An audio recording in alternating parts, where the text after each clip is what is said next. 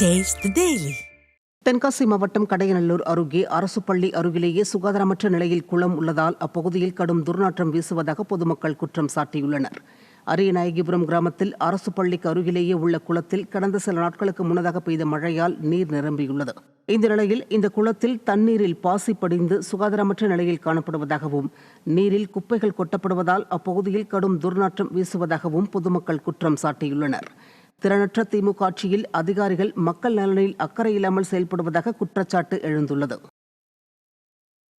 பாமக கட்சி வழக்கறிஞர் சக்கரவர்த்தி கடந்த 11ஆம் தேதி சுட்டுக் கொல்லப்பட்டதை அடுத்து அவரது இறப்புக்கு நீதி கேட்டு ராணிப்பேட்டை மாவட்டம் சோளிங்கர் பேருந்து நிலையத்தில் வாழ கவிஞர் சங்கங்கள் சார்பில் உண்ணாவிரத போராட்டம் நடைபெற்றது. இந்த போராட்டத்தில் அரக்கோணம் சட்டமன்ற உறுப்பினரும் வழக்கறிஞருமான சு. ரவி பங்கேற்று உரையாற்றினார். அதில் பேசிய அவர், திறனற்ற திமுக அரசு சோளிங்கர் காவல் நிலையத்தில் உள்ள அனைத்து காவல் அதிகாரி மற்றும் காவலர்களையும் உடனடியாக பணியிட மாற்றம் செய்ய வேண்டும் என்றும், அரக்கோணம் டிஎஸ்பி ஜாஃபர் சாதிக்கை உடனடியாக பணியிட மாற்றம் செய்ய வேண்டும் என்றும் வலியுறுத்தினார்.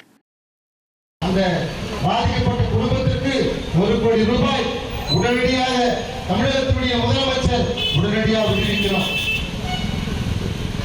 இருக்கக்கூடிய ஒட்டுமொத்த காவல்துறையை மாற்ற வேண்டும்.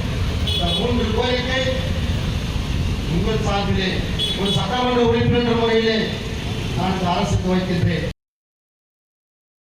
கடலூர் மாவட்டம் புவனகிரி அருகே ஏரியின் வடிகால் சாலை சேதமடைந்துள்ளதால் கிராம மக்கள் ஊருக்குள் வர முடியாமல் தவித்து வருகின்றனர். கும்மிடிமுலை ஊராட்சிக்குட்பட்ட ஆய்குளம் கிராமத்திற்கு வருவதற்கு கொத்தவாச்சேரி சாலையிலிருந்து ஏரியினை கடந்து வர வேண்டும். இந்த நிலையில் ஏரியின் வடிகால் பகுதியில் உள்ள தரைத்தள சாலை சேதமடைந்துள்ளதால் தண்ணீர் குறைந்த நேரத்தில் எளிதாக வர முடிந்தாலும் மழைக்காலங்களில் இந்த சாலையை கடந்து வர முடியாத நிலை ஏற்படுகிறது. விடியா ஸ்டாலின் அரசு அதிகாரிகள் உயர்மட்ட பாலம் அமைத்து தங்கள் கிராமத்திற்கு தடையில்லா போக்குவரத்து வசதியை ஏற்படுத்த வேண்டும் என கிராம மக்கள் வேதனையோடு கோரிக்கை விடுத்தனர்.